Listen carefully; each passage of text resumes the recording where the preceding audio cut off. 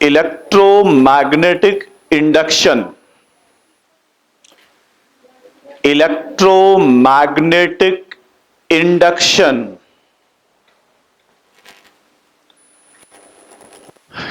Electromagnetic induction.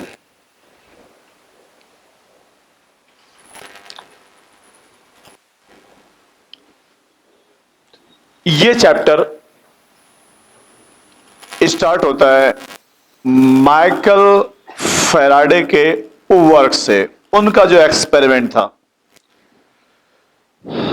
आइए पहले सुन लो। Michael Faraday ने, वो अपने कॉलेज में प्रोफेसर थे अपनी यूनिवर्सिटी में। उनका ये सोच था पहले स्टार्टिंग में, इसके पहले, कि उस समय तक बहुत सारे एक्सपेरिमेंट हो गए थे।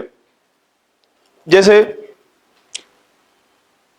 फोटोन हिट किया गया कंडक्टर के ऊपर, मेटल के ऊपर फोटोन, तो बाहर क्या निकला? इलेक्ट्रॉन।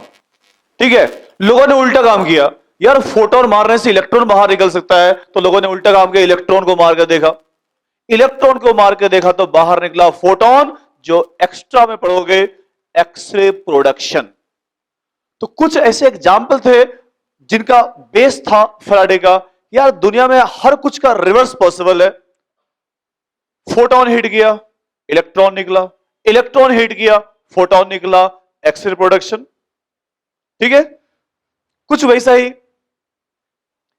कुछ वैसा ही। अब पहले सोचो, जैसे लाइट का आया, लाइट वेव नेचर, उसका रिवर्स आया फिर पार्टिकल नेचर। तो उनका कुछ वैसे ही था कि भाई नेचर लव सिमेट्री, सभी काम रिवर्स में हो सकता है।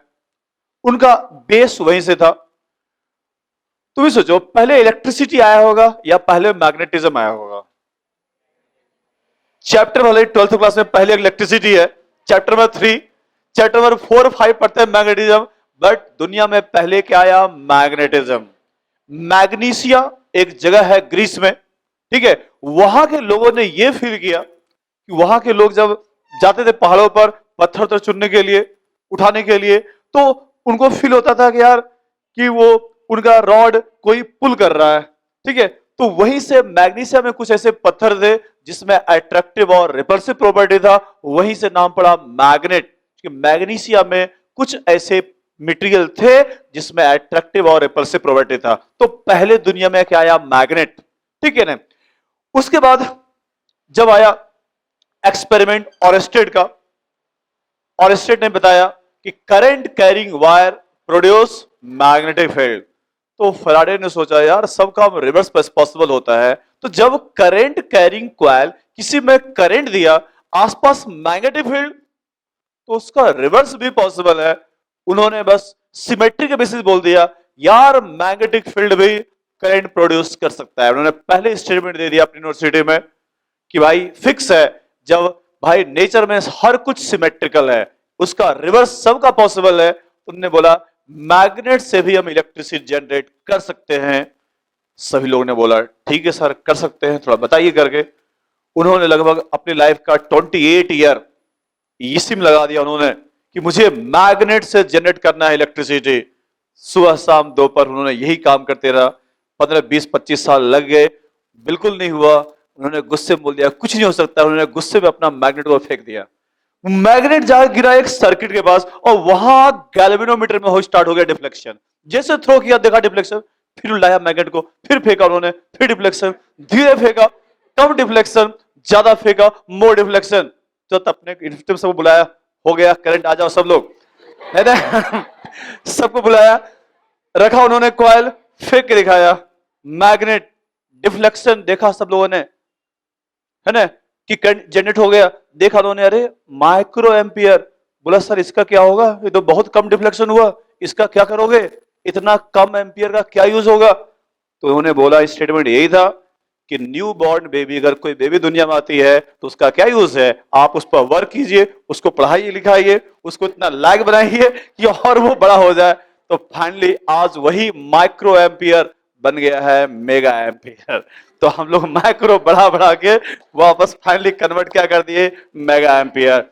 ये फैराडे का एक्सपेरिमेंट था, जो हम लोग जितना इलेक्ट्रिसिटी यूज कर रहे हो, ठीक है, आज जितना भी चीज है सभी वो फैराडे का ही एक्सपेरिमेंट था। तो फाइनली यही आया कि मैग्नेट से भी current carrying wire produce magnetic field.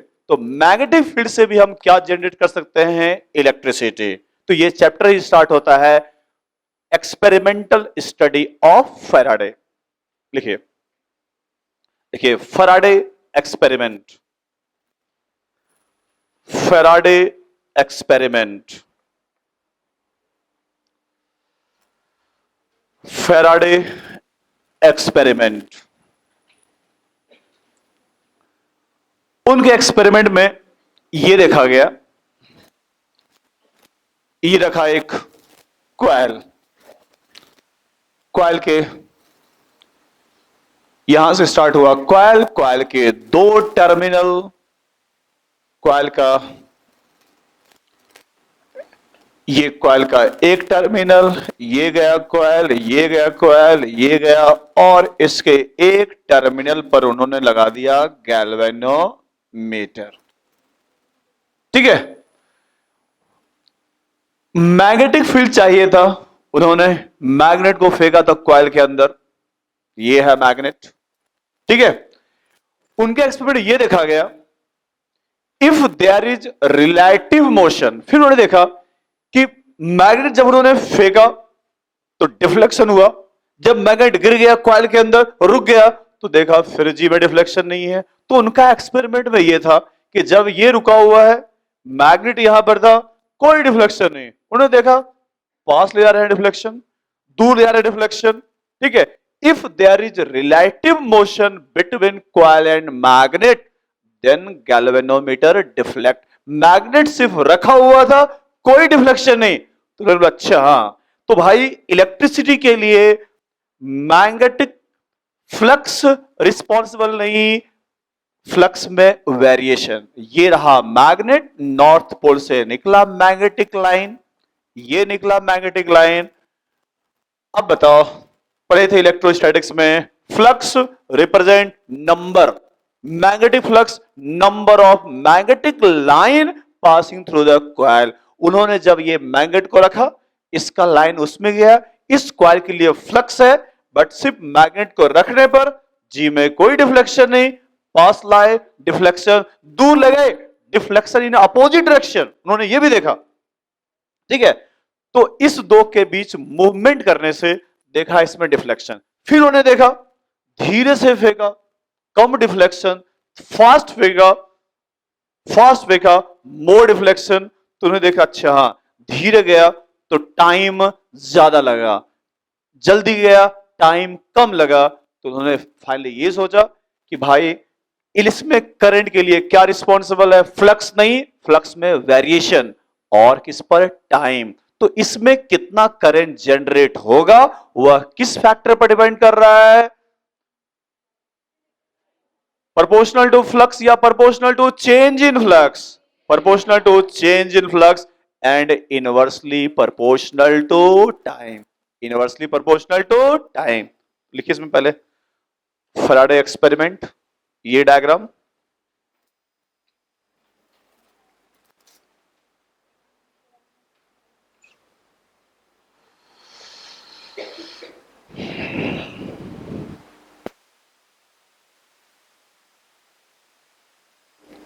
तो जितने भी एक्सपेरिमेंट सब हुए रहे सब अचानक ही हुआ है ना। एप्पल गिर गया न्यूटन्स लॉ, मैग्नेट गिर गया फैराडे लॉ। अब इंडिया में कहीं नहीं एप्पल गिरा नहीं मैग्नेट गिरा, है कि नहीं।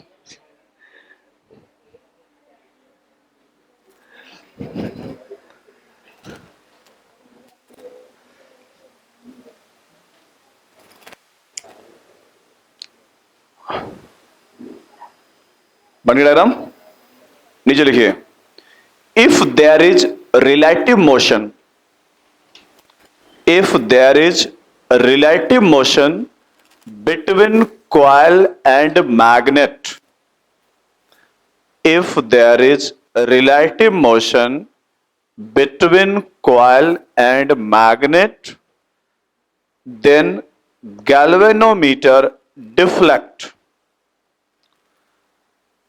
If there is relative motion between magnet and coil, then galvanometer deflect. दूसरा point,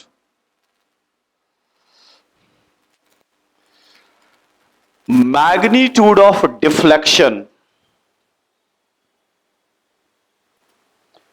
Magnitude of deflection depends upon the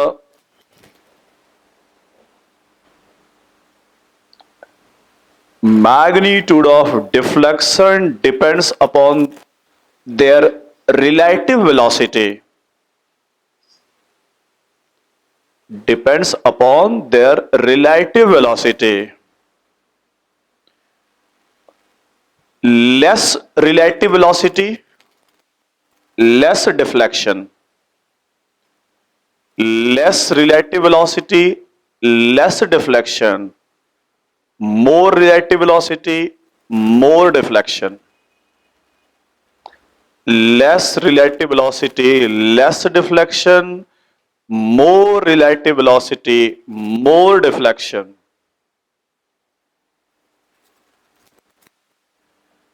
तीसरा पॉइंट,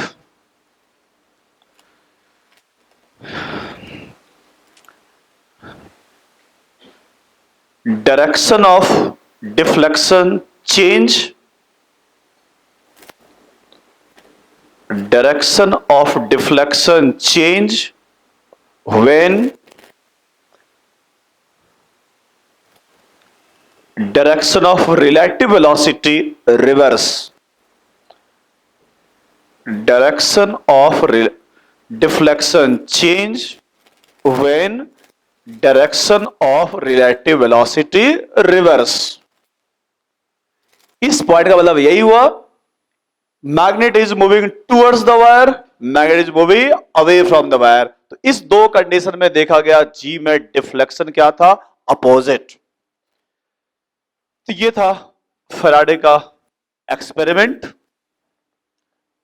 बट ये चैप्टर मैथमेटिकली स्टार्ट होता है मैग्नेटिक फ्लक्स से. देखिए आगे, मैग्नेटिक फ्लक्स.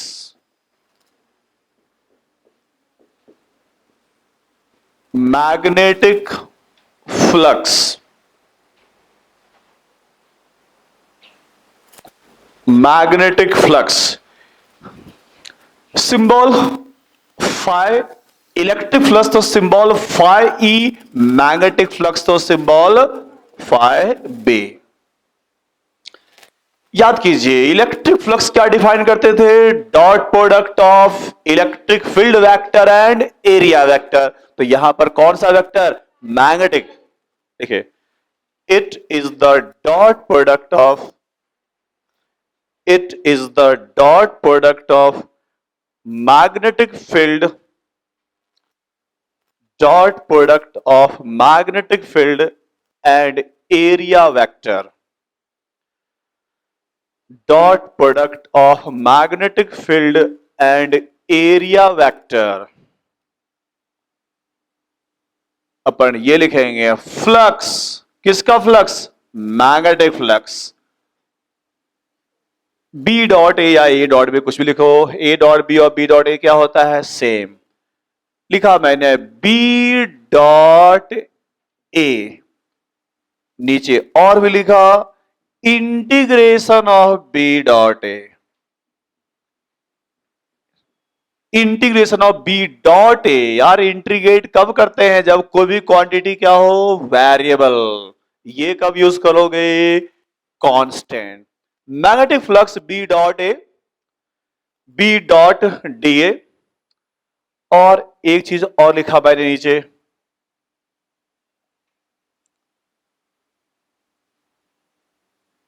ये चीज, इसका मतलब क्लोज सरफेस. अगर एरिया यूज कर रहे हैं, B dot D A equal to 0. आगे बताएंगे ये क्यों जीरो। ये कहलाता है गॉस लॉ फॉर मैग्नेटिज्म। आगे बताएंगे क्यों जीरो।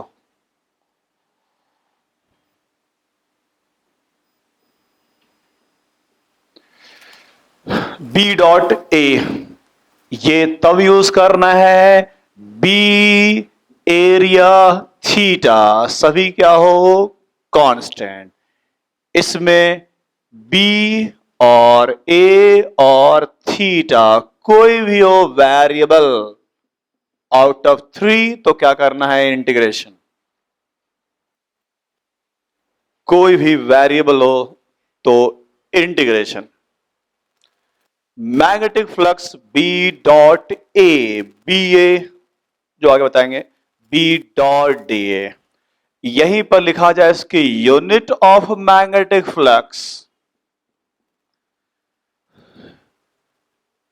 यूनिट आइए बी का लिखना है ए का लिखना है, ठीक है। पहले मैं समझाओ बी का क्या था टेस्ला, बी का क्या था टेस्ला, एरिया का मीटर स्क्वायर, दोनों को कंबाइंडली बोलते हैं क्या वेबर।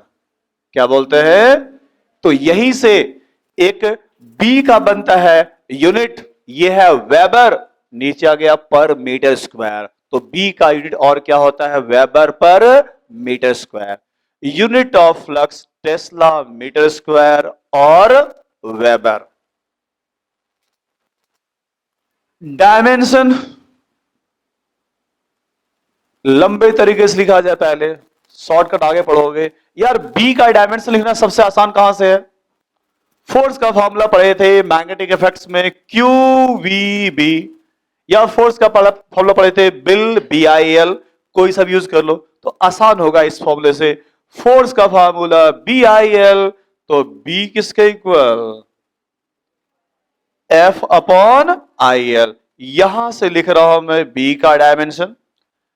टेस्ला का F force M L T minus two, नीचे चलो आई एम्पियर एल एल, ये हो गया। ऊपर चलो मीटर स्क्वायर एल स्क्वायर, एक L cancel, M L square T minus two A minus one, तो एक यूनिट बन गया इसके फॉर्मूले से। देखो M L two T minus two किसका डायमेंशन एनर्जी, तो एक यूनिट और बन गया एनर्जी जूल पर एम्पियर। आजकल क्वेश्चन ये नहीं आएगा कि इसका यूनिट क्या होता है क्या नहीं होता है, तो ये भी रहा ये भी रहा। और जब डायमेंशन लिखा M L square T minus two is the dimension of energy joule पर ampere. Flux is the dot product, dot का दूसरा नाम स्केलर प्रोडक्ट, तो ये फ्लक्स कैसी quantity scalar quantity. Scalar quantity magnetic flux electric flux जो भी हो all are scalar quantity. Dot product scalar, dot product scalar quantity.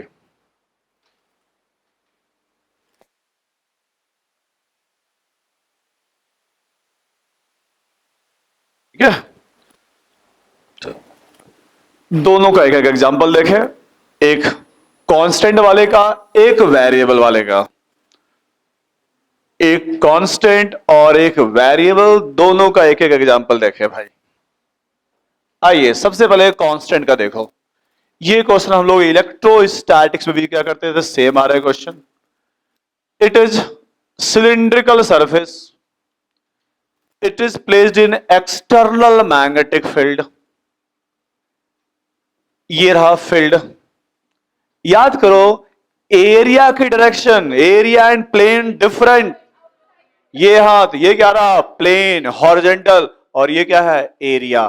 Plane और एरिया दोनों आपस में क्या होता है परपेंडिकुलर, तो भाई इस सरफेस का plane vertical, area perpendicular to surface outside, तो इसका एरिया इधर रहा, बी भी इधर है, इधर का area perpendicular to surface outside, ये रहा ए और ये क्या रहा बी।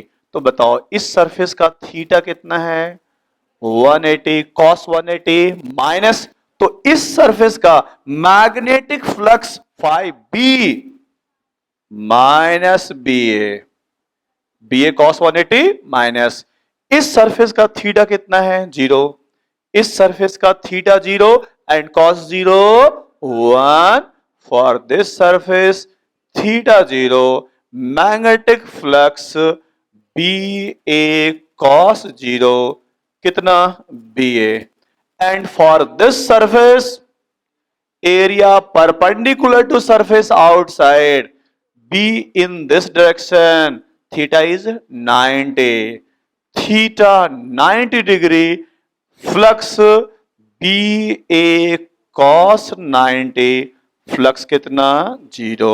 तो ये सब पॉइंट हम लोग इलेक्ट्रोस्टैटिक में लिखा था। Lines come out positive, line enter negative and tangential to surface 0।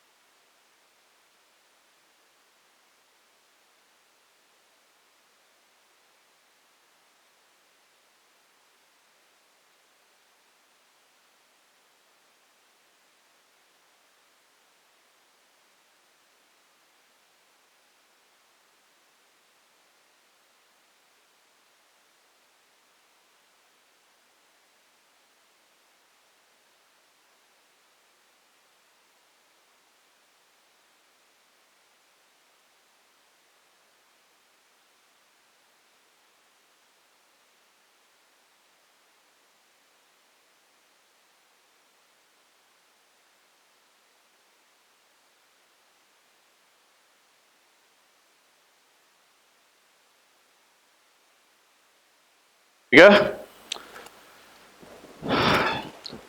अब बताओ इसी का तुमसे पूछे total electric flux, total electric flux जितना प्लस उतना ही minus, total plus B A minus B A total कितना 0, टोटल मैग्नेटिक फ्लक्स 0,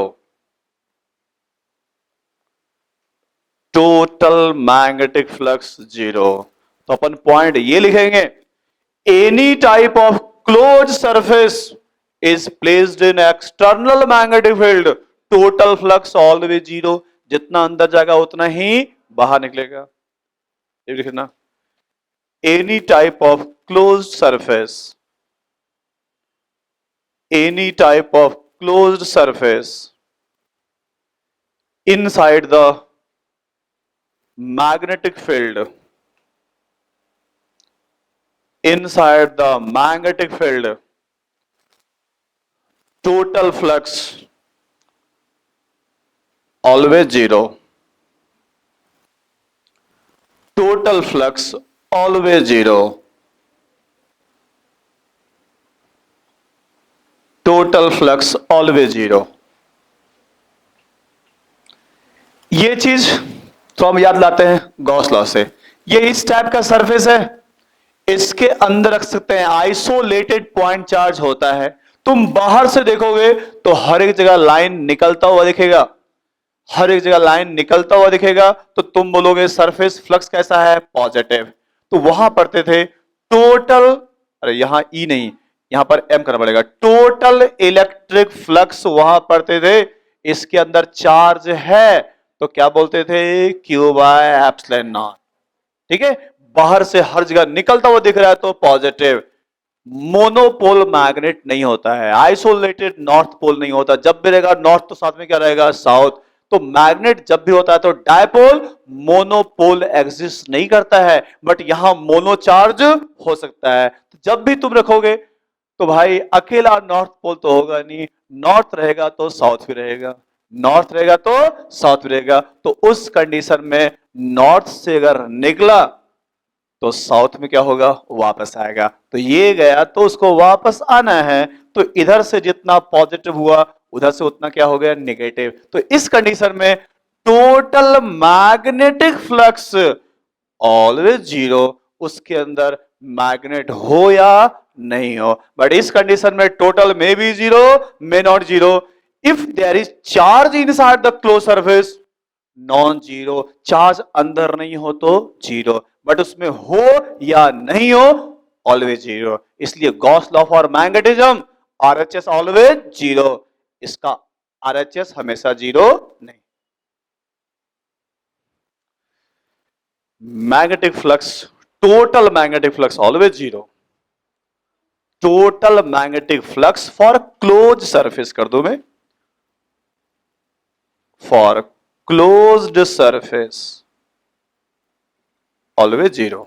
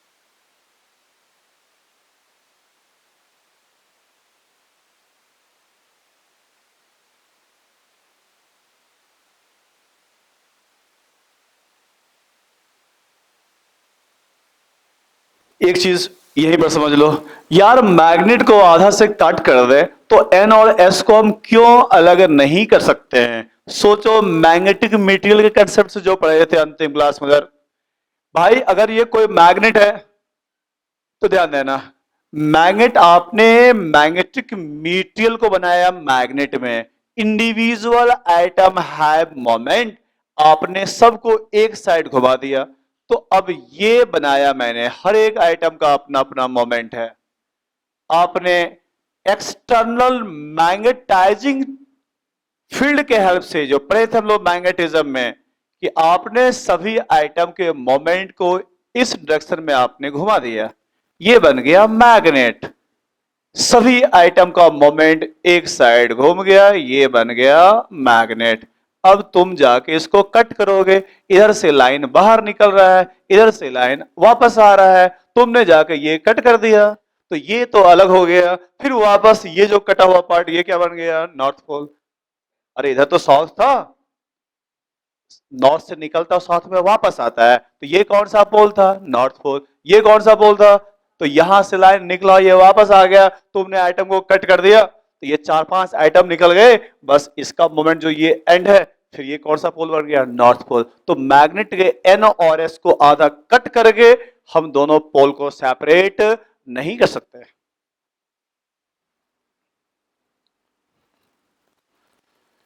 इसलिए मैग्नेट का मोनोपोल पॉसिबल नहीं है।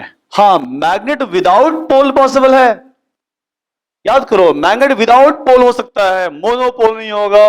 विदाउट पोल, सोलेनॉइड, टॉरॉइड बोलो, टॉरॉइड में कहीं भी पोल नहीं था, तो toroid is the example of magnet field, magnetic field without any पोल।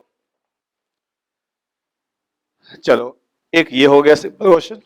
एक क्वेश्चन जो इलेक्ट्रोस्टैटिक्स का क्वेश्चन है, आईआईटी में आया था, मैं उसको बना रहा हूं इस चैप्टर में क्वेश्चन, क्योंकि ये क्वेश्चन वहां निकल रहा था आप में, उसको भी यहां बना रहा है।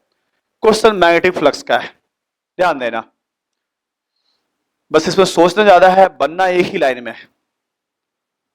ये एक्स एक्सिस रहा है, ये y एक्सिस, ये z एक्सिस। अगर किसी ने बनाया होगा तब तो याद होगा, वो चेक हो जाएगा कि सही में कुछ लोगों ने बनाया है कि बस यूं ही। देखे एक्स वाई जेड था, क्वेश्चन है हाई इलेक्ट्रोस्टैट का, यहां हम कन्वर्ट कर रहे हैं। एक सरफेस ये है, इस टाइप का सरफेस रखा हुआ है इंक्लाइंड इस कंडीशन में। एक्स वाई जेड, ये प्लेट के हर एक कॉर्नर का दिया हुआ है कोऑर्डिनेट। इसका कोऑर्डिनेट ओरिजिन पे तो सोचना ही नहीं है, 0 0 0। इसका कोऑर्डिनेट a,0,0, इसका कोऑर्डिनेट 0,a,a, इस पॉइंट का कोऑर्डिनेट a,a,a। ठीक है। मैग्नेटिक फील्ड का इक्वेशन दिया हुआ है B = B0 J कैप। यहां मेरा क्वेश्चन है magnetic flux for plate, magnetic flux for plate. Question तो बाद में, सब पहले तुमको मैं बेसिक बात याद दिला दूं यार। ओरिजिन पर एक्स वाई जेड तीनों जीरो होता है। एक्स एक्सिस के ऊपर जाओगे तो एक्स छोड़कर वाई जेड क्या होगा, जीरो। ठीक है, तो तीनों जीरो हो तो कहां पर है पॉइंट, ओरिजिन पर। एक जीरो है, कोई भी एक जीरो है तो या तो वो पॉइंट एक्स के ऊपर है, या तो वाई के ऊपर, या तो जेड के ऊपर है। तीनों ही जीरो नहीं है तो कोई भी पॉइंट एक्सिस के ऊपर नहीं है। तीन में से दो जीरो, एक नॉन, तीन में से दो जीरो, एक नॉन, तीनों जीरो तो ओरिजिन, एक नॉन जीरो तो एक्सिस के ऊपर, दो नॉन जीरो तो प्लेन के ऊपर, दो नॉन जीरो तो, और तीनों नॉन जीरो तो स्पेस में कहीं है, किसी प्लेन में नहीं है। ठीक है, यहां तक क्या दिख रहा है आपको, ये कैसा प्लेट है? प्लेट का शेप बताओ, शेप ऑफ प्लेट दो ही चॉइस है, रेक्टेंगुलर है या स्क्वायर है।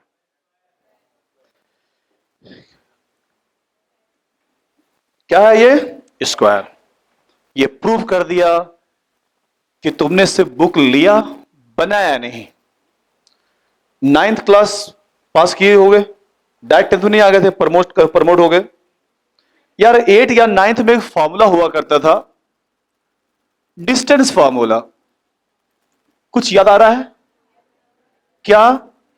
x2 minus x1 square, y2 minus y1 square, z2 minus, किस क्लास में था?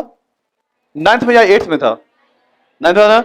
दो पॉइंट का कोऑर्डिनेट हो तो दोनों के बीच का निकालने का फॉर्मूला ये हुआ करता था। अब ये फॉर्मूला यहां लगाओ मैं, यार यहां से यहां का डिस्टेंस सब निकाल रहा हूं मैं, यहां से यहां का डिस्टेंस निकाल रहा हूं, डिस्टेंस लगा formula, under root x2 minus x1 a minus 0 का स्क्वायर प्लस 0 माइनस 0 का स्क्वायर प्लस 0 माइनस 0 का स्क्वायर, कितना हो गया, a। अब थोड़ा यहां का निकाल रहा हूं मैं, distance formula, under root 0 minus 0 का स्क्वायर, 0 माइनस 0 का स्क्वायर, a माइनस 0 का स्क्वायर प्लस a माइनस 0 का square, a square plus a square, 2a square root 2a। ये रूट 2a उधर कब निकाल के बताओ, नहीं निकालने दो, under root a minus a का स्क्वायर, 0 हो गया ये, a माइनस 0 का स्क्वायर प्लस a माइनस 0 का स्क्वायर, कितना हो गया ये, ऊपर का है बताओ या निकाल लोगे? क्या दिख रहा है, स्क्वायर प्लेट या रेक्टेंगुलर प्लेट? ठीक है, समझ में आ गया यहां तक? अपने को निकालना क्या है, फ्लक्स B डॉट A। अब आइए फ्लक्स निकालना है B not, area rectangle square नहीं है, रूट 2a इंटू a। तीसरा थोड़ा सोच लो, मैंने ये 45 क्यों रखा, थोड़ा जल्दी से विजुअलाइज कर लो, cos 45 1 by root 2 cancel, answer. तो ये क्वेश्चन इलेक्ट्रोस्टैटिक्स में आईटी में आया था, कोई बहुत बड़ा क्वेश्चन नहीं था। अब बचा ये 45, ये 45 कैसे, वो भी मैं बता दूं। इस क्वेश्चन को कुछ ऐसा विजुअलाइज करो, ये 3 पेन है जो आपस में परपेंडिकुलर है, ये दिख क्या रहा है, रेक्टेंगल, यहां पर बीच में रखा। अब ये बिल्कुल इस और इसके बीच में क्यों है, क्योंकि इसका वाई जेड कोऑर्डिनेट देखो, ये भी ए और ये भी ए। अब बताओ, एक सिंपल तुमसे पूछे ए एक्स भी वाई, ए और वाई भी ए, तो दोनों एक्सिस के बिल्कुल बीच में होगा। अरे 2,2 कहां मिलेगा, एक्स वाई के बिल्कुल बीच में। तो ये जब ए कॉमा ए है तो ये कहां होगा, वाई और जेड के बिल्कुल बीच में। ये बिल्कुल बीच में है, यहां पर है, ठीक है, ये बीच में है। अब बताओ ई कहां है, बी कहां है, ऊपर। अच्छा एक चीज और, अगर ये एंगल 30 डिग्री होता ना तो क्वेश्चन काफी टफ हो जाता। 45 में इसलिए कोई दिक्कत नहीं है, तुमसे बोले ये प्लेन है, ये एरिया है, ये प्लेन है और बी बिल्कुल बीच में है, तो कोई दिक्कत नहीं है। बी और ए के बीच भी 45 और बी और प्लेन के बीच भी 45। बट क्वेश्चन में अलर्ट रहना, अगर पूछा जाए प्लेन और बी के बीच का एंगल 30 तो ए के साथ 60, प्लेन और ए के बीच का एंगल 45 तो कोई दिक्कत नहीं है, ये 45 तो ये भी 45। अब बी था ऊपर और ये प्लेन था दोनों के बिल्कुल बीच में, तो ये प्लेन और बी के बीच कितना एंगल 45, तो एरिया के साथ भी कितना होगा 45, तो वो भी हो गया 45। cos 45 1/2, आंसर कितना हो गया b0 a²। तो सिर्फ बोल सकते हो कि सर मैंने तो आईआईटी का जो बुक दिया सब बना दिए, क्या बनाया जब तुमको ये नहीं पता था। लिख लो, वापस कर देना बुक, तुम्हारे काम का नहीं है।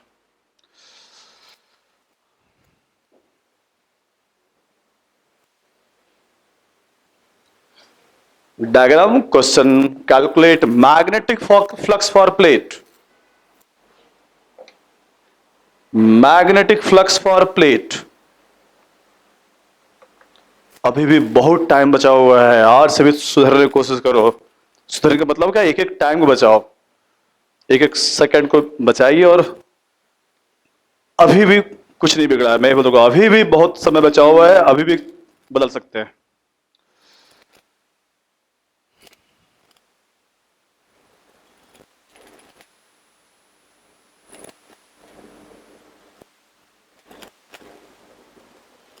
फटाफट 15-20 में सिलेबस हो जाए, फिर तो बिल्कुल ड्रॉपर के स्टाइल में आपको पढ़ाया जाएगा, सिर्फ क्वेश्चन सिर्फ क्वेश्चन।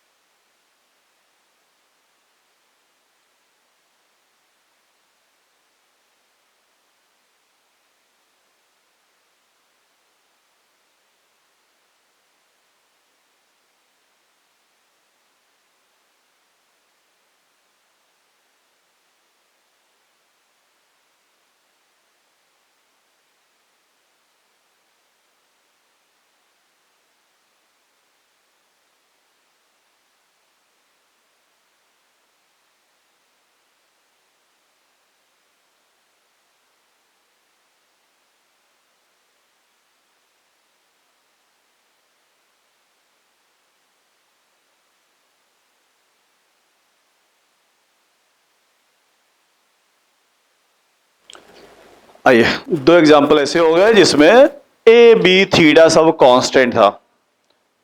एक क्वेश्चन थोड़ा एक्स्ट्रा करा दें जहां पर इंटीग्रेशन, एक क्वेश्चन कराते हैं फ्लक्स का इंटीग्रेशन बेस्ड, जहां पर होगा वेरिएबल। हटा दो इसको, तो याद रखना डिस्टेंस फॉर्मूला, सिर्फ देख के नहीं बोलना दिख रहा है एक स्क्वायर, तो हम दिखाएंगे स्क्वायर टाइप का, देखिए तो आंसर स्क्वायर बोल दो, ठीक है।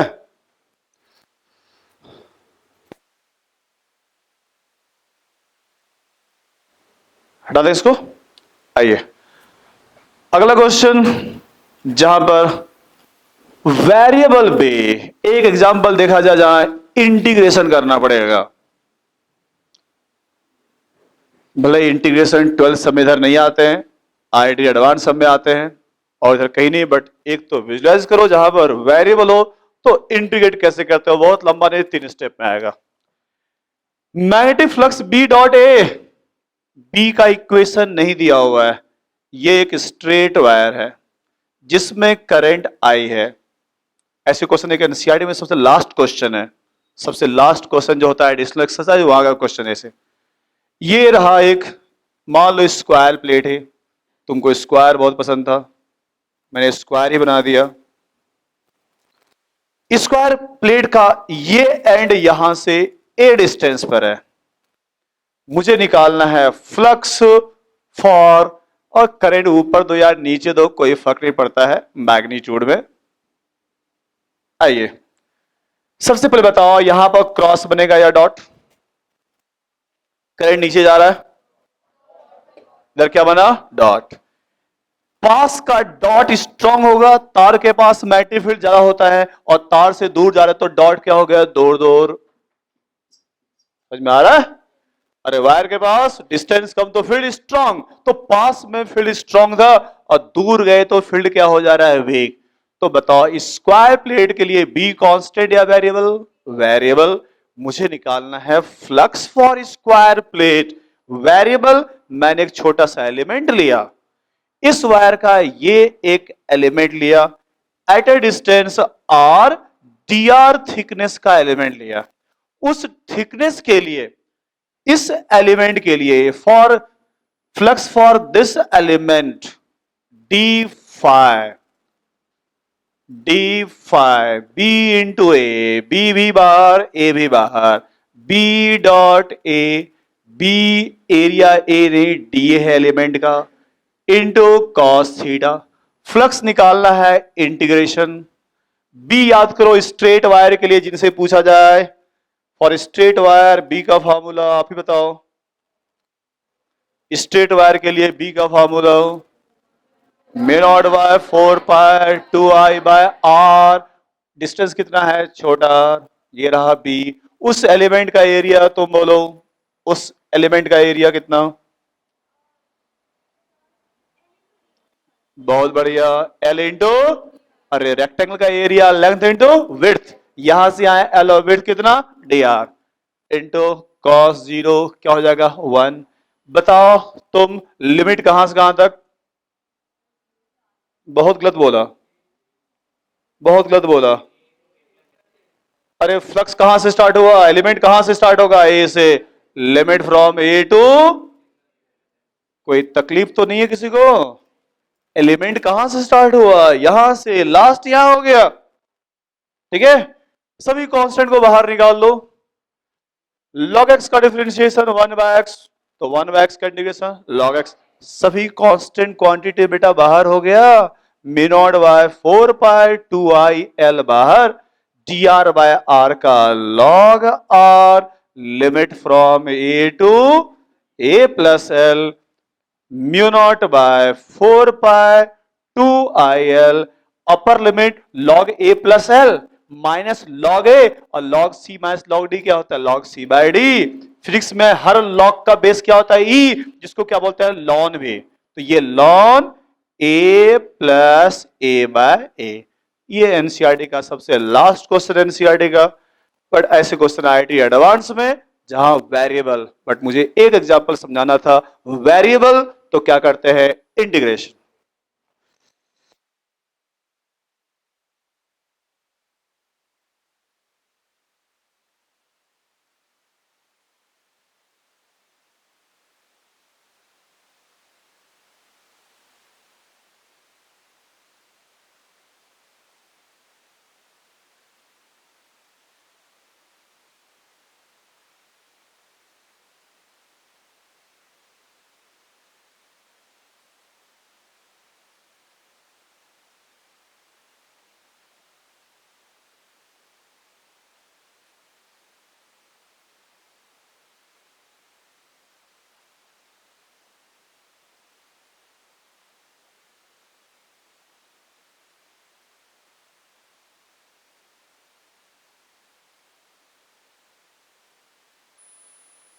क्वेश्चन लिखे ना, Calculate magnetic flux for square coil, square loop,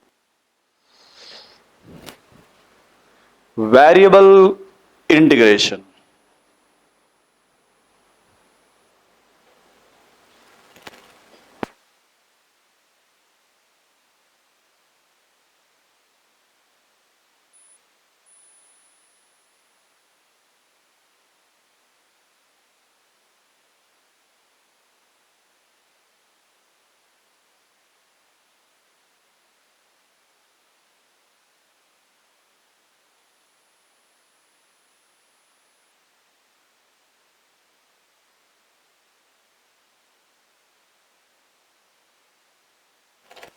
बिल्कुल पॉसिबिलिटी है, इसलिए इसे मैग्नीट्यूड बोला जाता है। इसलिए जब ओपन सरफेस होता है तो वहां प्लस माइनस की बात नहीं करते हैं, जब क्लोज सरफेस तो वहां बात करते हैं। यहां से फ्लक्स का मैग्नीट्यूड इधर से देखेंगे तो क्या बोलेंगे, पॉजिटिव, उधर से क्या होगा, नेगेटिव। इसलिए इस कंडीशन में सिर्फ वो बोला जाता है मैग्नीट्यूड।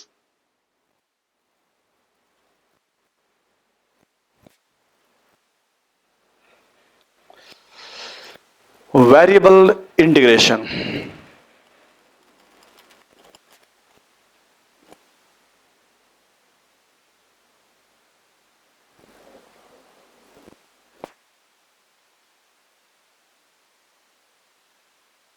पूरा क्लोज सरफेस होगा तब बात करते हैं, अदरवाइज ओपन सरफेस हो तो सिर्फ बताते हैं मैग्नीट्यूड, प्लस माइनस बात ही नहीं करते हैं। आइए अगला question, next question.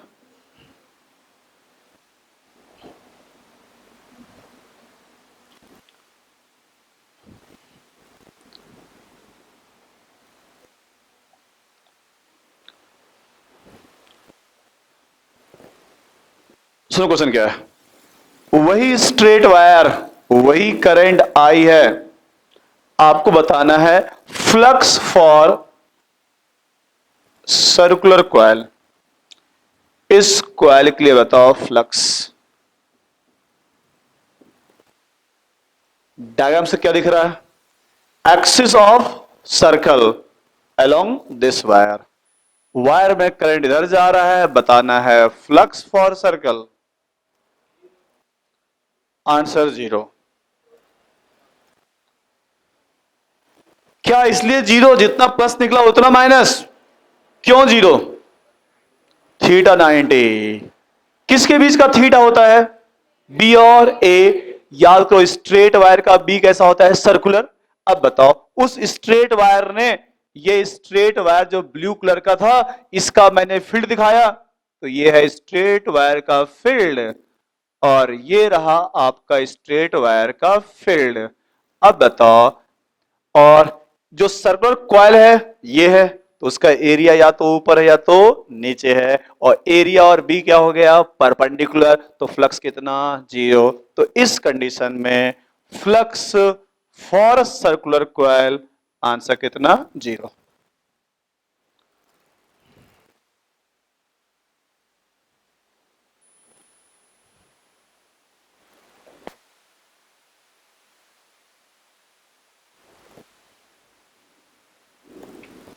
Next, circular coil ये है सर्कुलर कॉइल जिसकी रेडियस r है। इसके सेंटर में एक छोटा कॉइल रखा हुआ है, इस छोटे कॉइल की रेडियस छोटा r है। सब ये आगे काम पड़ेगा। r is negligible with respect to capital R। बताइए flux for coil whose radius छोटा r, इस छोटे कॉइल का बताओ मैग्नेटिक फ्लक्स।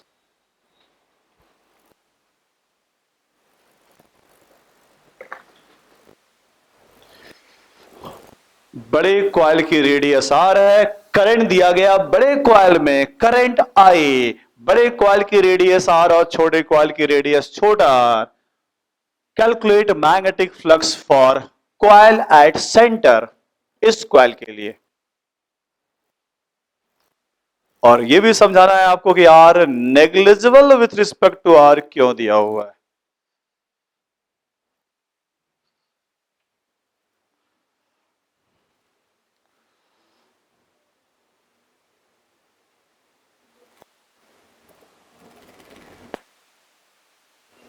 मैं बताऊं निकाल के? सिर्फ लिखना है आंसर ही, कोई इंटीग्रेशन नहीं है, सिर्फ डायरेक्ट आंसर लिखना है, डायरेक्ट आंसर ही लिखना है, एक भी स्टेप कोई कुछ नहीं है, डायरेक्ट आंसर, डायरेक्ट आंसर लिखना है।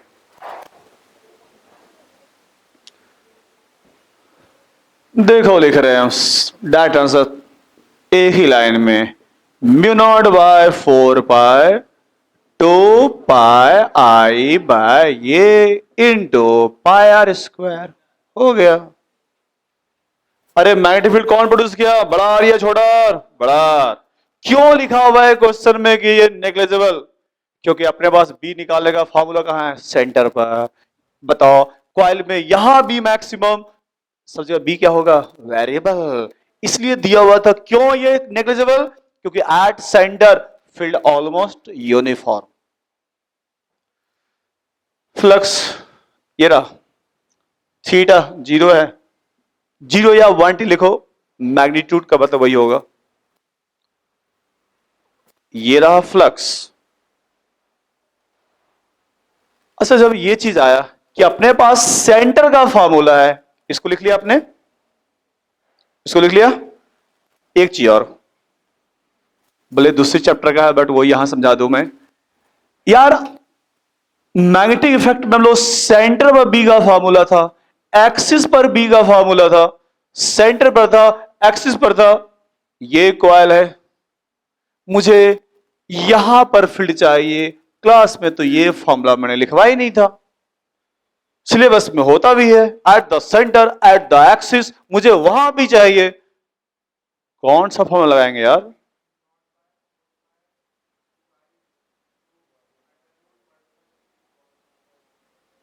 सुनो, बिल्कुल सही तुम बोल रहे हो, ध्यान सुनो, बताता हूं लॉजिक भी, ये भले दूसरे चैप्टर का बट समझ लो।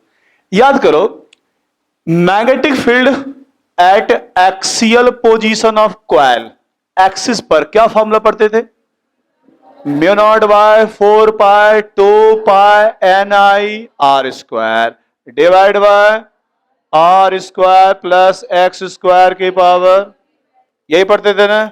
अब मैं तुमसे बोलूं, एक्स, ये radius of coil is negligible, coil काफी छोटा और निकालना है काफी दूर पर, तो आर को क्या कर दो, 0। जब हम आर को 0 कर दें तो इस कंडीशन में बी एक्सियल क्या हो गया, बोलो, mu naught by 4 pi 2 pi N I divide by x cube divide by x cube. ठीक है यहां तक? अब सुनो, यहां भी काम पड़ेगा। Circular coil is equivalent to bar magnet, coil का भी काम है फील्ड प्रोड्यूस करना। इस कॉइल में तुमने करंट दिया, सिर्फ करंट होता तो फील्ड ये होता। If you replace coil bye magnet, तो ये bar magnet and current carrying coil is equivalent. देखो कहां से, याद करो, मैग्नेट के लिए एक्सियल पोजीशन फॉर्मूला डिराइव किए थे क्लास में, क्या था formula, mu naught by 4 pi 2m by R cube. R क्या था, एक्सियल डिस्टेंस, यहां अगर x मान लें तो क्या लिखोगे, एक्स क्यूब। अब थोड़ा RHS को दोनों को इक्वेट करो, mu naught by 4 pi 2 bye x cube, ये 2 बाय एक्स क्यूब, बाकी को छोड़ दो, ये कैपिटल M, उधर कौन है बोलो, n को अलग कर दो, I अलग कर दो, पाई आर स्क्वायर। और यही तो पढ़े थे formula, magnetic moment for coil, formula NIA, number of turn नहीं हो तो आइए, पढ़े थे। तो यहीं से बना मैग्नेटिक मोमेंट फॉर्मूला कॉइल का, जो हम लोगों ने डायरेक्ट लिखा था NIA। ठीक है, इसलिए बोल सकते हो magnet is equivalent to circular coil, बस कब, एट वेरी लार्ज डिस्टेंस। ठीक है, अब जब ये बन गया, अब तुम सोचो, क्लास में हम लोगों ने मैग्नेट के लिए ड्राइव करवाया था, 12th बोर्ड में नहीं था। मैग्नेट के लिए थीटा एंगल पर याद करो, यहां बी निकालने का फॉर्मूला क्या ड्राइव किए थे? Mu naught by 4 pi M by R cube 1 + 3 cos²θ। यही सेम फॉर्मूला लगा दो कि किसके लिए? Circular coil. बस उस एम की जगह क्या लिख दोगे? एन आई ए। समझ में आ रहा है? तब तो यार कॉइल के लिए हम कहीं भी निकाल सकते हैं मैग्नेटिक फील्ड। भाई ये कॉइल है, तो बताओ इस मैग्नेट के लिए कौन सी पोजीशन है? एक्सियल। क्वेश्चन आ गया, ये कॉइल है, बताओ यहां B1 आया, यहां B2 आया, तो बताओ B1/B2 का रेशियो 2/1। याद करो, मैग्नेट के लिए ये एक्सियल और ये, तो अपने पास एक ऐसा फॉर्मूला बन गया जिससे कॉइल के लिए हम कहीं भी फील्ड निकाल सकते हैं उस फॉर्मूले में। बस M की जगह क्या लिखोगे? NiA। तो ये थोड़ा दूसरे चैप्टर का, बट लिख लो।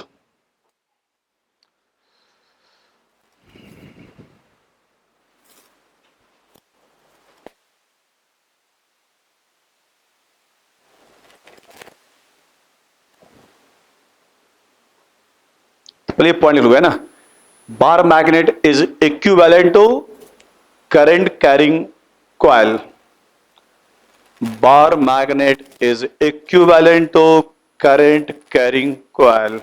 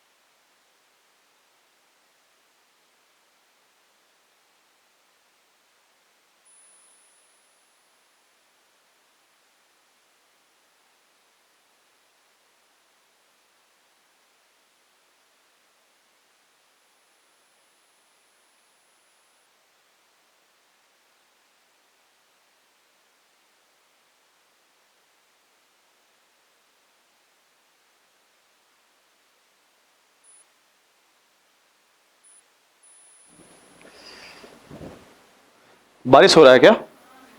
नहीं, आवाज किसका आ रहा है? बारिश का आवाज आता थोड़ी आता है, बादल का आवाज आ रहा है। शुरू शुरू में लोगों को यही सोचना था भगवान जी गुस्सा हो रहे हैं, ठीक है कि नहीं? तो एक को ऐसे ही था, है ना, तो वो अपने चर्च के ऊपर चढ़ के एक रॉड लगा दिया बड़ा वाला कि भगवान जी का वहां बादल में कुछ ऐसा कुछ हो रहा है, ठीक है? तो उन्होंने रॉड लगा के जब देखा, तो देखा क्या, वो निपट गया। ठीक है, ठीक है, निपट गया। याद करो पढ़े थे इलेक्ट्रोस्टैट में, चार्जिंग और डिस्चार्जिंग, जहां भी पॉइंट होता है चार्ज का लीकेज वहीं से स्टार्ट होता है। तो उन्होंने चर्च के ऊपर बैठ के एक लंबा लोहा रोड लगाया कि भगवान के पास पहुंच सकते देखते हैं, वहां लॉर्ड लगा दिया। जैसे लगाया, बादल गर जा, चार्ज कैच किया, वो रॉड पीछे पकड़ा हुआ था, निपट गया वो। ठीक है, तो बहुत दुल्हन लोगों ने फिर एक्सप्लेन नहीं किया कि भगवान जी बहुत गुस्सा हो गए, ये काम मत करो। ठीक है कि नहीं?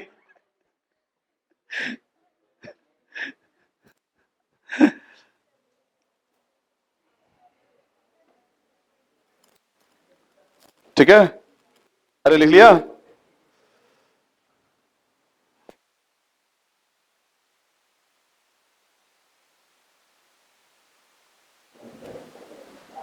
नहीं, लोगों को ये पता करना था कि बादल के अंदर होता क्या है ना, तो चर्च के ऊपर चढ़ के और लंबा लोहे का रॉड लगा दिया बादल के अंदर। वहां पहुंच तो नहीं पाया, लेकिन वो कहीं और पहुंच गया वो।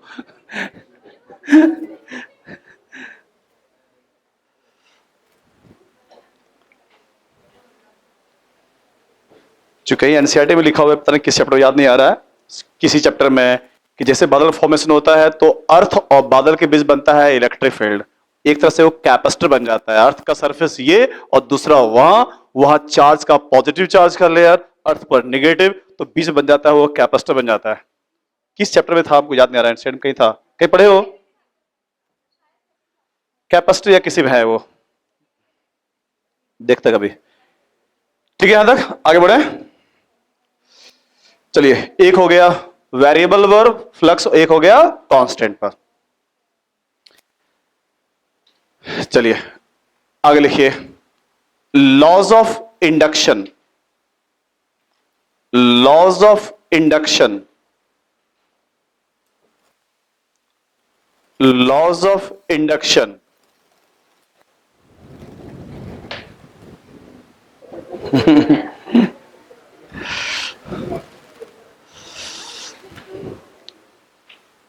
लिखिए, इसमें सबसे पहला पॉइंट लिखिए, इंड्यूस्ड ईएमएफ। क्यों नाम पड़ा उसका इंड्यूस्ड? नो, ध्यान से, जब फैराडे ने मूव कराया मैग्नेट, तो जो करंट जनरेट हुआ उसने उनका नाम क्या दिया? Induced current. क्या दिया? Induced current. और इसको तुम लिंक कर सकते हो मैग्नेटिक इफेक्ट से भी। होता क्या है, इस चैप्टर में आगे पढ़ोगे, ईएम वेव में पढ़ोगे। ध्यान सुनना, स्टैटिक फील्ड, इस चार्ज स्टैटिक में क्या बोलते हो? It produce only, it produce only electric field. ठीक है, variable electric field produce magnetic field, और ये पढ़ोगे variable magnetic field produce electric field. होता क्या है, जब इसी में आगे पढ़ोगे, जब मैग्नेट मूव करता है ना, तो जो जिस कॉइल में जो चार्ज था, ठीक है, याद करो मैग्नेटिक इफेक्ट में फोर्स का फॉर्मूला क्यूवीबी, क्यूवीबी।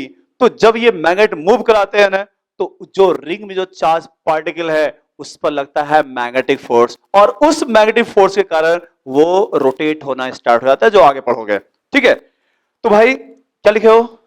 Laws of induction. सबसे पहला लिखिए, इंड्यूस्ड ईएमएफ। क्या था EMF? Electromotive force voltage. Induced EMF is proportional to change in magnetic flux. Induced EMF is proportional to change in magnetic flux and inversely proportional to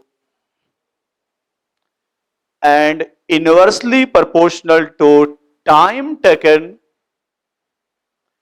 inversely proportional to time taken to change the flux. Inversely proportional to time taken to change the flux. इस chapter में induced EMF का symbol छोटा ई use करते हैं। Capital E किसका symbol था? बड़े battery का, बड़े बैटरी का ईएमएफ। इंड्यूस्ड ईएमएफ कि फैराडे के एक्सपेरिमेंट ये था, उन्होंने, फिर समझो, बोले E proportional to delta phi change in flux, E inversely proportional to time delta T. तो फाइनली दोनों को कंबाइन कर दिया गया। ठीक है, E proportional to delta phi upon delta T, और यहां का प्रोपोर्शनल कांस्टेंट 1 ही होता है, delta phi upon delta T. E is induced EMF,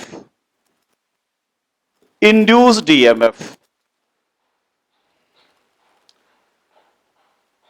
तो ये माइकल फैराडे का उनका फॉर्मूला था, जो उनका एक्सपेरिमेंट था।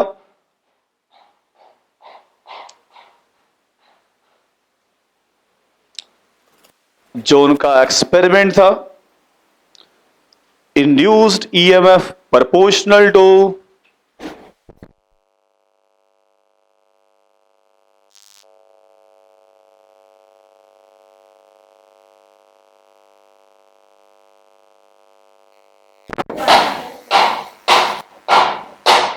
लाइट गया क्या?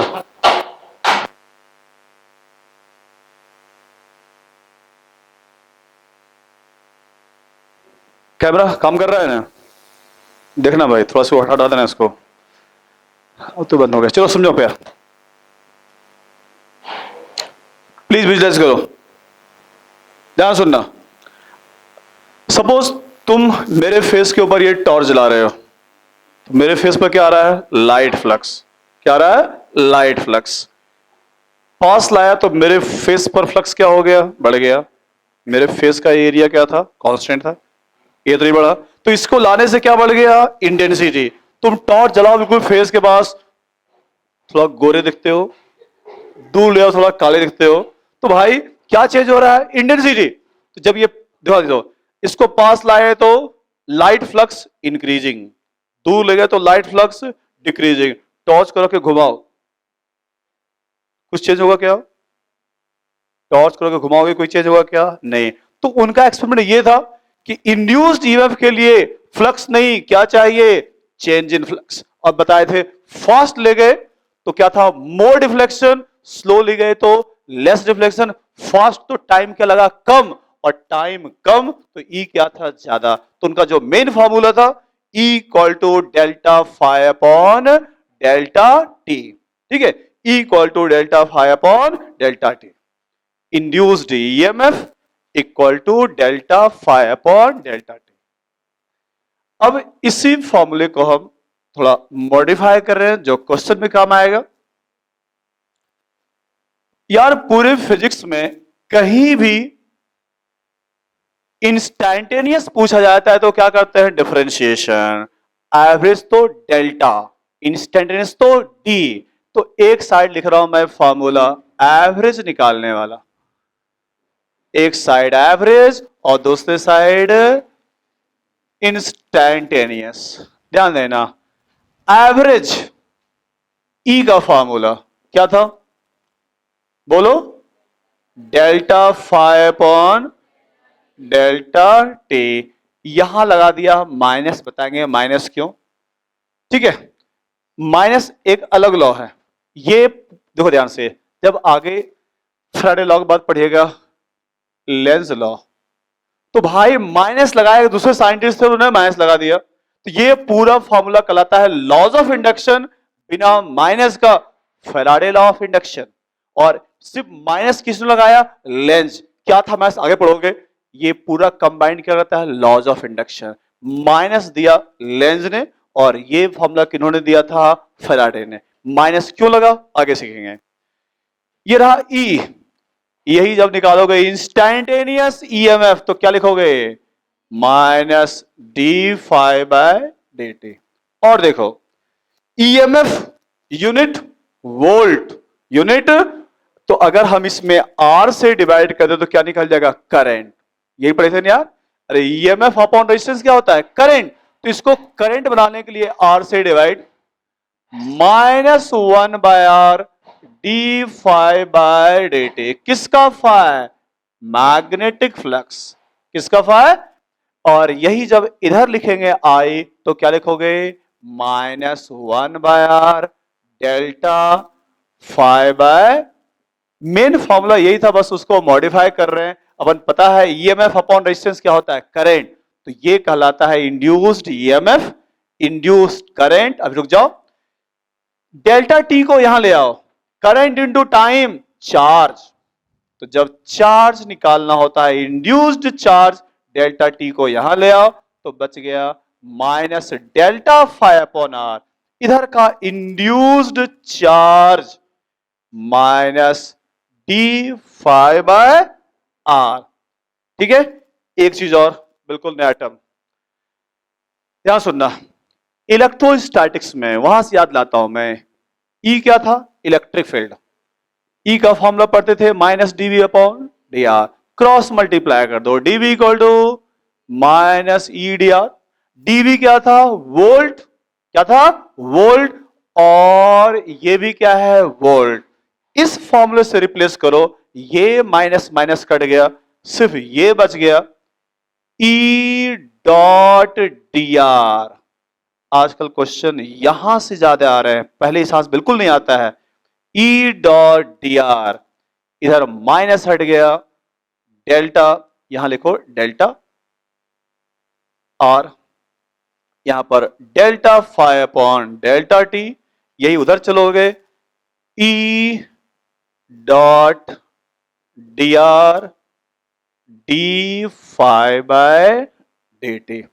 ये फॉर्मूला फर्स्ट कब यूज करोगे? जब पूछा जाएगा इंड्यूस्ड ईएमएफ, ये इंड्यूस्ड करंट, ये इंड्यूस्ड चार्ज, और ये ई है इंड्यूस्ड इलेक्ट्रिक फील्ड, ये है induced electric field. So variable, यही तो था भाई, variable magnetic flux, variable magnetic field, क्या प्रोड्यूस कर दिया? Electric field. तो जब मैग्नेट मूव कराते हैं तो आसपास के स्पेस में वेरिएबल मैग्नेटिक फील्ड, उसने क्या जनरेट कर दिया? Electric field. पहुंचिए।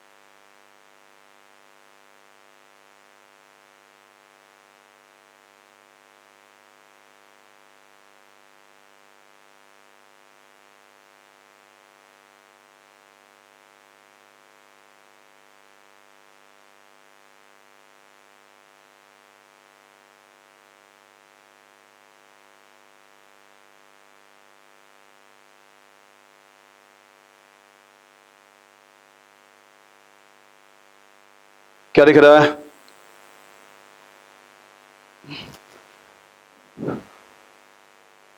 रुक गया क्या?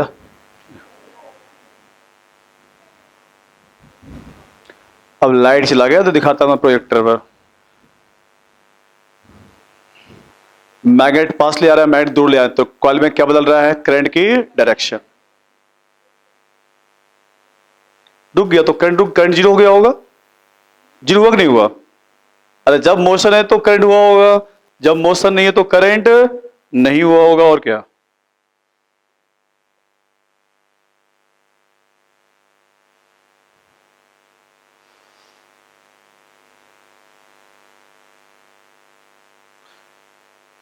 इसको उतार लीजिए पहले, लाइट नहीं है तो थोड़ा सा।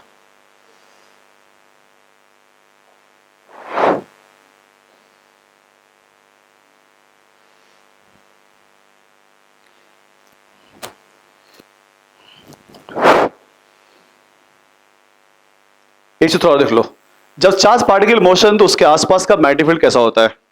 कुछ दिख रहा है क्या? नहीं दिख रहा है? चलो फिर लाइट आ जाने दो।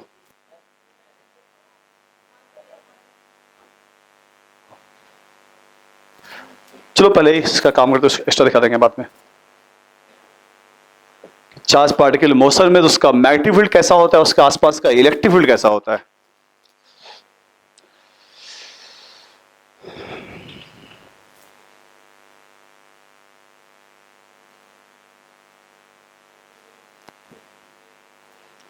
ठीक है, लिख लिया आपने? तो इस चैप्टर का फर्स्ट फेज में यही चार फॉर्मूले हैं जिस पर बहुत सारे क्वेश्चन आते हैं। लिखा जाए क्वेश्चन। अच्छा, एक पॉइंट और, ये चार लिख लिया? ध्यान सुनना, तीन time dependent induce charge independent of time, धीरे लॉ मैग्नेट को या फास्ट लॉ इंड्यूस चार्ज में कोई चेंज नहीं आएगा। नोट कर लो, induced EMF, comma current and electric field. induced EMF, current and electric field time dependent, but induced charge is independent of time. But induced charge is independent of time. Induced charge is independent of time. एक चीज आगे prove करेंगे, ये जो induced electric field है और electrostatics वाला electric field, दोनों में एक difference, induced electric field close loop, non conservative, electric field electrostatics वाला conservative and open loop.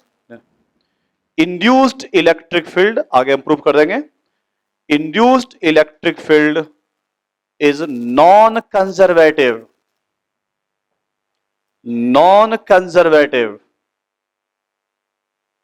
non-conservative and it form closed loop,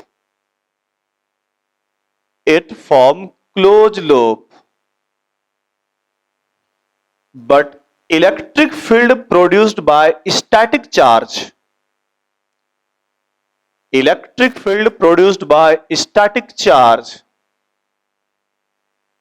is conservative and open loop,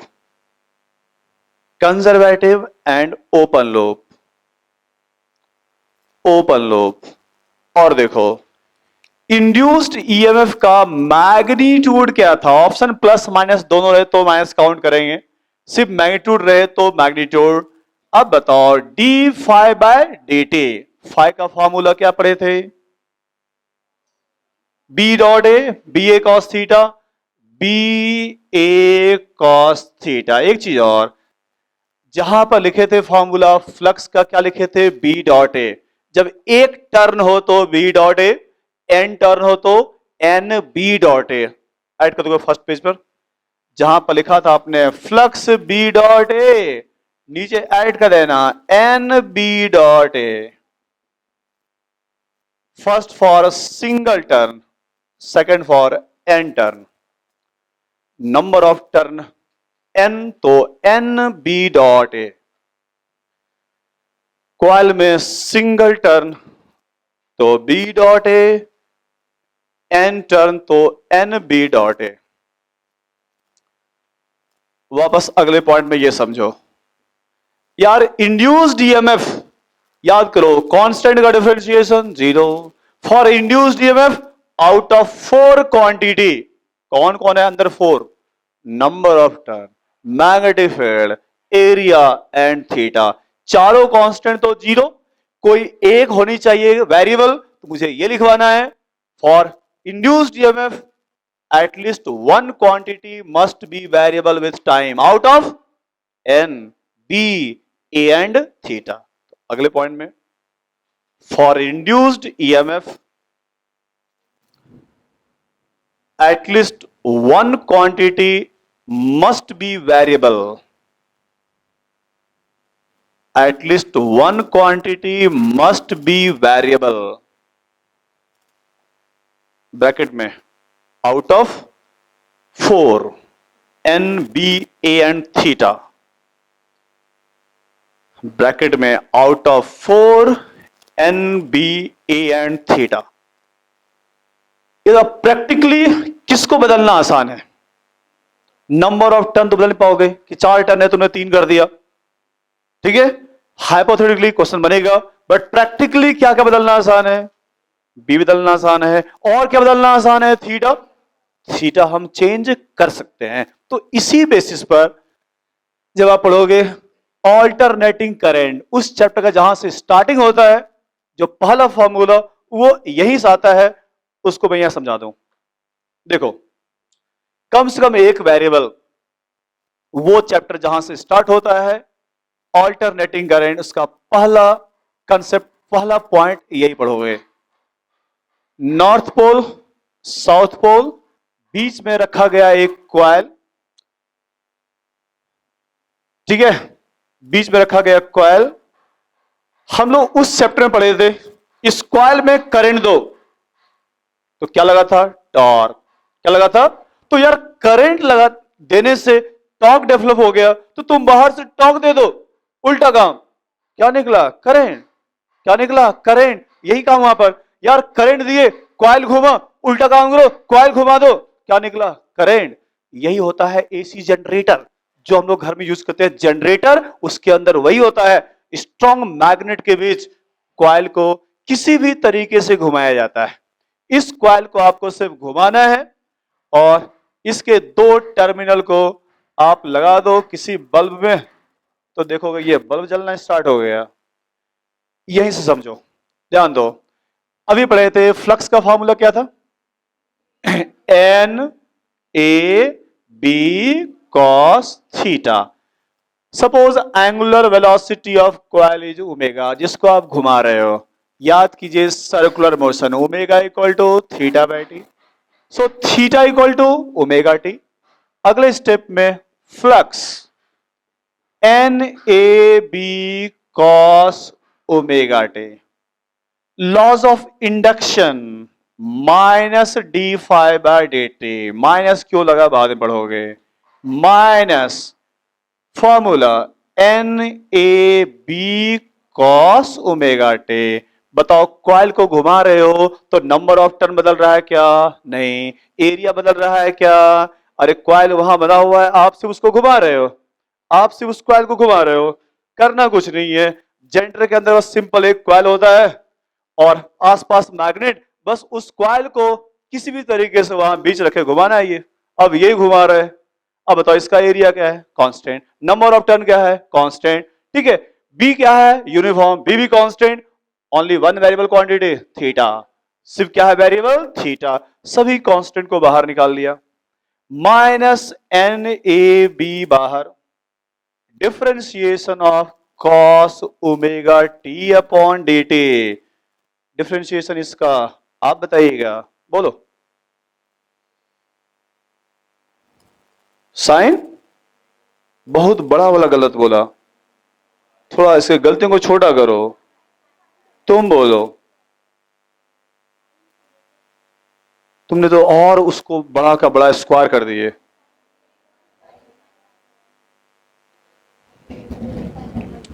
भगवान जी भी गुस्सा हो रहे हैं, हम भी गुस्सा हो जाएंगे। अरे साइन का डिफरेंशिएशन कॉस, कॉस का डिफरेंशिएशन माइनस साइन, बोले माइनस लगा लो। फिर बताता हूं, साइन एक्स का कॉस एक्स, साइन 5x हो तो 5 cos 5x, तो यहां t का कोफिशिएंट ओमेगा है, तो सबसे पहले cos का क्या हो गया, माइनस, माइनस माइनस क्या हो गया, प्लस, n a b इसका minus sine, minus omega sine omega t, एक ओमेगा और आ गया और प्लस बना दिया, क्या बच गया, अरे क्या बन गया, equal to N A B omega sine omega t. और यही पढ़ोगे इक्वेशन होता है AC generator, N A B omega सभी कांस्टेंट, सिर्फ ये चीज है वेरिएबल। तो यही इसकी मैक्सिमम, इसको वहां पढ़ोगे एसी चैप्टर में, ई maximum sign omega T, it is equation of alternating voltage. और यही डेरिवेशन है एसी जनरेटर। ये जो करंट जनरेट हुआ, ये जो वोल्टेज जनरेट हुआ, इट इज वेरिएबल। तो यही पढ़ोगे वहां पर, यही डेरिवेशन होता है किसका, एसी जनरेटर। ठीक है, तो जनरेटर और मोटर में क्या अंतर है, पंखे के अंदर क्या है, मोटर, करंट दो, क्या लगा, टॉर्क, पंखा घूमना स्टार्ट हुआ। जस्ट उल्टा काम करो, घर का लाइट चला जाए, पंखा घुमाना स्टार्ट करना और उसके दो एंड पर लगा देना बल्ब, बल्ब जलना स्टार्ट हो जाएगा। अगर तुम्हारे हाथ में दम है तो अच्छा से घुमाना उसको। अरे वही चीज हुआ यार। अरे मोटर का रिवर्स कौन है, जनरेटर। करंट दिए, टॉर्क लगा, टॉर्क लगा दो, करंट जनरेट होगा। क्या समझे, तो घुमाने के बहुत सारे तरीके हैं, डिपेंड करता है किस तरीके से घुमा रहे हैं, क्या क्या तरीके थे घुमाने के लिए। ये तो तरीका खुद जाके घुमाओ, और कोई तरीका बताओ। चेतक ब्रिज के ऊपर से जाओगे, एक देखते हो ऊपर बहुत पंखा घूमते रहता है, ठीक है, तो पंखा घूम रहा है और पंखे के एक एंड से, अब वही होता है, इसका कॉइल का एक एंड यहां लगा होता है गियर, और इसके गियर को जो ऊपर जो छत पर बड़ा पंखा है ये घूम रहा है, हवा घुमाया और ये चेन इसको घुमा दिया और ये घूम रहा है, क्या जेट हो गया? Electrical energy. और घुमाने के तरीके, एक तो एयर ने घुमा दिया, विंड एनर्जी बना दिए। डैम में जाओ, ऊपर से पानी गिर रहा है और डैम में कुछ ऐसा प्लेट होता है, कुछ इस टाइप का ये प्लेट बना होता है, ऊपर से पानी गिर रहा है, ये पानी इस प्लेट पर गिरा, प्लेट नीचे गया, दूसरा प्लेट सामने आ गया, उस पर गिरा, घूम रहा है। तो वहां कन्वर्ट किया हमने ग्रेविटेशनल पोटेंशियल एनर्जी को इलेक्ट्रिकल एनर्जी में। तो घुमाने के बहुत सारे तरीके हैं, तुम जैसे चाहो घुमा लो, ठीक है। तो भाई मैकेनिकली घुमाए तो भाई सुनो, AC generator convert mechanical energy into electrical energy, और पंखा electrical energy into mechanical energy. एक आइडिया दे दिया, लाइट जाए पंखा घुमाना स्टार्ट करना। एनीवे एग्जांपल ये एसी जनरेटर।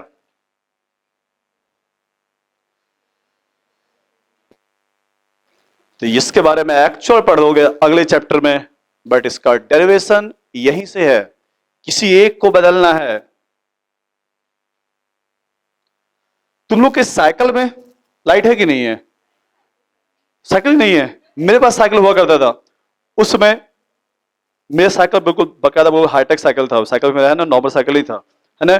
उसमें लगा था डायनामो, ठीक है। तो जब हम लोग ब्रेक प्लस हुआ था वहां पर एक और खींचना रहता था, उसको जब खींचते थे ना तो डायनामो का जो घूमने वाला है ना वो टायर में चिपक जाता था। टायर घूम रहा है तो डायनामो घूमना स्टार्ट हो जाता था, है ना। और डायनामो घूमना स्टार्ट हुआ, मेरे साइकिल का आगे लाइट लगा हुआ था, वो जल जाता था। साइकिल जितना तेज चलाते थे लाइट उतना तेज जलता था, स्पीड कम लाइट कम, साइकिल रुक गया लाइट बंद हो गया। ये तो था। तो डायनामो भी क्या है? जनरेटर है ये। डायनामो मतलब छोटा जनरेटर हो गया, तो डायनामो हो गया। ये रहा एसी जनरेटर।